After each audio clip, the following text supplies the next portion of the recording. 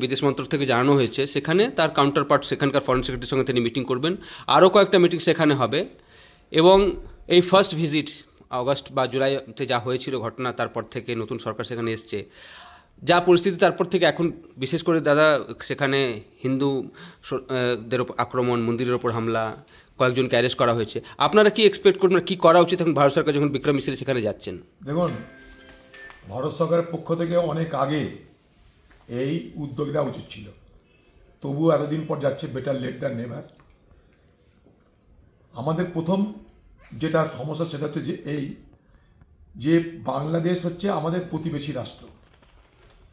প্রতিবেশী রাষ্ট্রে কোনো অশান্তি হলে, প্রতিবেশী রাষ্ট্রে কোনো দাঙ্গা হলে, কোনো খুনাখুনি হলে, সংঘর্ষ হলে তার স্পিল ওভার এফেক্ট, অর্থাৎ তার জন্য পাশের প্রতিবেশী যে দেশগুলো আছে তাদের উপরে প্রভাব পড়ে। আপনার পাশের বাড়িতে যদি আগুন লাগে, সেই আগুনের আঁচ আপনার বাড়িতে যেমন এসে পড়ে, তেমনি প্রতিবেশী রাষ্ট্র বাংলাদেশের উপরে, বাংলাদেশে যে ঘটনায় ঘটনা না কেন তার একটা আঁচ আমাদের রাষ্ট্রে পড়বে। বিশেষ করে আমরা যারা বর্ডারে থাকি, সীমাবর্তী যে সমস্ত রাজ্যগুলো আছে, যেমন পশ্চিমবঙ্গ, ত্রিপুরা, আরও এগিয়ে যান মেঘালয়, যা যা আছে, আসাম, পড়বে, অল্প অল্প আস্তে আস্তে পড়তে থাকবে।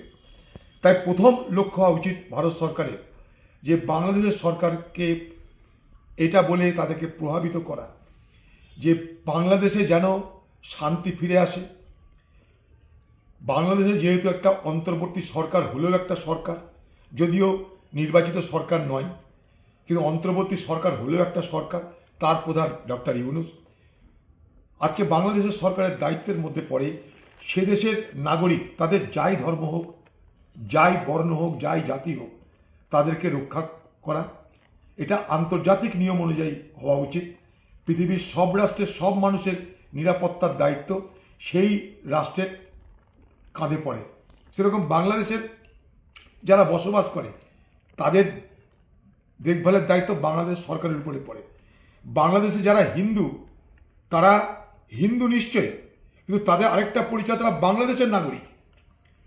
তা শুধুমাত্র হিন্দু বলে আমরা বিষয়টাকে আলাদা করতে পারি না। তারা বাংলাদেশের নাগরিক। বাংলাদেশে যারা হিন্দু বসবাস করে তারা সেখানে শতাব্দীর পর শতাব্দী, মানে বংশানুক্রমে বসবাস করে, তাদের বংশানুক্রমে বসবাস করে, তাদের সঙ্গে ভারতবর্ষের অন্য কোনো সম্পর্ক নেই। কিন্তু তারা যেমন হিন্দু তেমনি অহিন্দু আছে, তেমনি ওখানে অনেক মুসলমান আছে, উদারবাদী মুসলমান, গণতন্ত্রপ্রেমী মুসলমান আছে। সর্বত্র বাংলাদেশ জুড়ে যে অরাজকতা চলছে, সেই অরাজকতার রেশ কিন্তু আমাদের রাষ্ট্রে, আমাদের রাজ্যে পড়ছে। আমাদের রাজ্যের মানুষ তারা অত্যন্ত চিন্তিত, তারা দিনরাত এই আলোচনায় চলছে। তো স্বাভাবিকভাবেই বাংলাদেশের কোনো ঘটনা আমাদেরকে প্রভাবিত করে।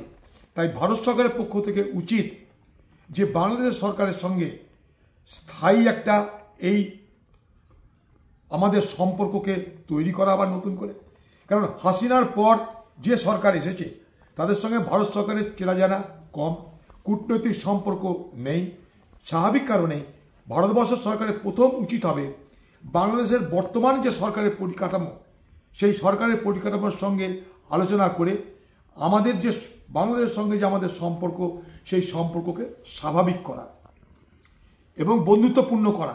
তারপরেই আমরা আমাদের কথা বলতে পারবো। শুধুমাত্র মিডিয়াতে, টিভিতে বলে তো লাভ হবে না। শুধু যখন আলোচনা করার সুযোগ হয়েছে তখন বাংলাদেশের আভ্যন্তরীণ পরিস্থিতি, বাংলাদেশ সরকার যতই এটাকে আভ্যন্তরীণ পরিস্থিতি বলে, আভ্যন্তরীণ বিষয় বলে চালানোর চেষ্টা করুক না কেন, আজকে বাংলাদেশের বিষয়টা আভ্যন্তরীণ নয়, এটা আজকে আন্তর্জাতিক হয়ে গেছে। তাই আন্তর্জাতিক যে বিষয়, সেই বিষয়ে সকলের বড় অধিকার আছে।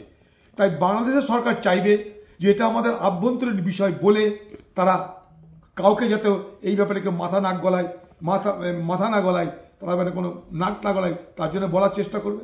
কিন্তু আমাদের তরফ থেকে বলা দরকার যে এটা কিন্তু already it has assume A global dimension. এটা অলরেডি এটা একটা আন্তর্জাতিক বিষয় হয়ে দাঁড়িয়েছে। তাই লন্ডনেও, আমেরিকাতেও সর্বত্র এটা নিয়ে আলোচনা হচ্ছে।